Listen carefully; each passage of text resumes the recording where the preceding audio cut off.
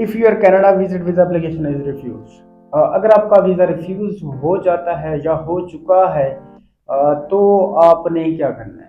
तो 5-6 पॉइंट होते हैं जो कि वीज़ा ऑफिसर जिनकी बेस पे आपका वीज़ा जो है ना वो रिफ्यूज करता है, वो आपने सबसे पहले अपना जो रिफ्यूज़ल है उसको समझना है कि वीज़ा ऑफिसर ने कौन सा एलिगेशन लगाया आपकी फ़ाइल के अंदर, कौन सी ऐसी चीज़ मिस्टेक थी जिसकी बेस पे हमारी जो फाइल है वो रिफ्यूज हुई है। तो सबसे पहले आपने उस चीज़ को समझना है।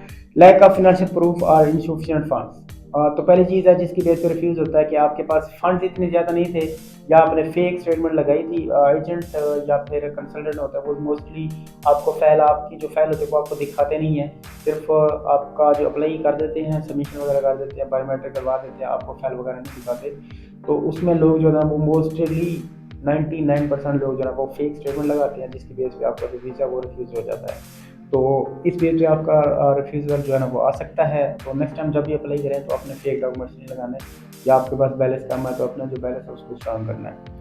Weak ties to your home country, no job, family और प्रॉपर्टी टाइज, आप जो है ना किसी के ऊपर सपोर्टिंग थे, आपकी जो टाइज है वो स्ट्रांग नहीं है, जिसकी बेस पे आपका रिफ्यूज़ल आ सकता है। तो आपने इस चीज़ को स्ट्रांग करना है और अपनी जो जॉब है उसको वेरीफाई करना है, सैलरी लगानी है 3 मंथ की, जॉब के डॉक्यूमेंट्स लगाने हैं। अगर कोई बंदा आपको स्पॉन्सर कर रहा है तो उसकी अथॉरिटी लेटर उसकी तरफ से बनवाना है, उसके जो जॉब के डॉक्यूमेंट्स है वो भी साथ अटैच करें, और अगर बिजनेस करते हो बिजनेस के डॉक्यूमेंट्स भी अटैच करें। तो इस चीज़ को आप स्ट्रांग कर सकते हैं।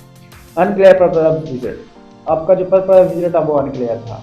इसमें आप होटल बुकिंग वेरीफाइड करवाएं और एयर टिकट करवाएं, आपकी वीज़ा रिक्वेस्ट है उसको स्ट्रांग बनाएं, आपका जो ट्रैवल प्लान है उसको पेड करवाएं और अच्छा ट्रैवल प्लान बनाएं, तो ही जाके आपकी ये चीज़ जो है ना वो स्ट्रांग बन सकती है। इनकम्प्लीट और इनकन्सिस्टेंट डॉक्यूमेंट्स, वही चीज़ है कि फेक डॉक्यूमेंट्स आपने कभी भी नहीं लगाने।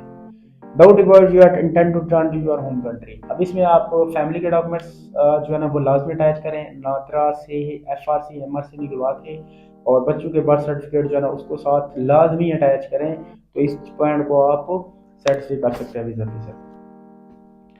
इसके अलावा आपने जो सबसे मेन काम करना है, जब अगर आपका रिफ्यूज़ल आ जाता है तो सबसे पहले जो काम है आपने GCMS नोट्स मंगवाना है। अब GCMS नोट्स क्या होता है, ग्लोबल केस मैनेजमेंट सिस्टम। अब इसमें वो सारी डिटेल होती है कि किस बेस पे आपका रिफ्यूज़ल आया, वो पॉइंट टू पॉइंट मेंशन करते हैं कि इस चीज़ की वजह से आपका जो फाइल है वो रिफ्यूज़ हुई है।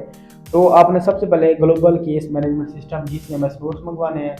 अब वो जो है ना वो ऑनलाइन होते हैं, और उसके अंदर आपने जो जो डॉक्यूमेंट्स अपलोड किए थे, एक तो वो डॉक्यूमेंट्स आपको शो हो जाएंगे। अगर किसी कंसल्टेंट एजेंट ने आपकी फाइल के अंदर कोई फेक डॉक्यूमेंट्स लगाए थे, लाइक बैंक स्टेटमेंट या कुछ भी फेक हो सकता है, बिजनेस के या सैलरी स्लिप, एम्प्लॉयमेंट सर्टिफिकेट, तो अगर उसने फेक लगाए होंगे तो आपको GCMS नोट से वो चीज़ें मिल जाएंगी, और उसके अंदर क्लियर लिखा होगा कि किस बेस पे आपका रिफ्यूजल आया है।